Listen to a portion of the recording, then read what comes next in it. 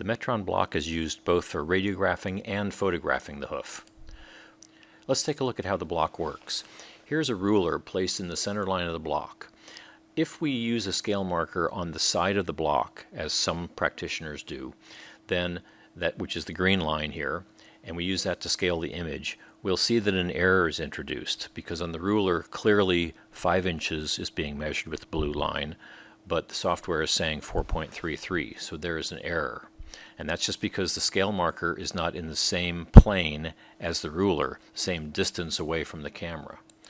What the Metron block does is it uses a unique 4-point scaling system. By knowing 2 scale markers in 2 different depths from the camera, we can compute exactly a scale marker for the center line of the block.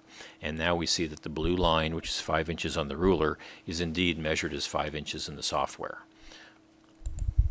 And as a consequence, it makes a difference. In image A, there was a ruler on the camera-facing side of the block used to calibrate the image, and in image B, we used the Metron block. And you'll see that the method A underestimates the height of the heel. So if you were a farrier and you're going to trim down the heel and someone told you to take off a 1/4 inch, you'd like that to be an accurate measurement. So this is the exact same photograph, just calibrated 2 different ways. And in B, it's a true height that's being measured.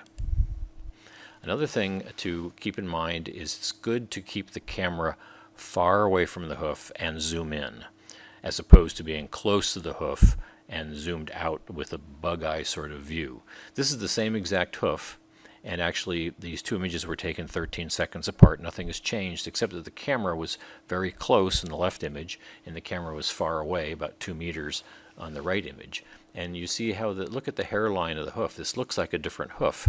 That's just some photographic distortion because on the left-hand image we were too close to the block. We can go ahead and measure those things and we see a very different height up to the hairline at the highest point here.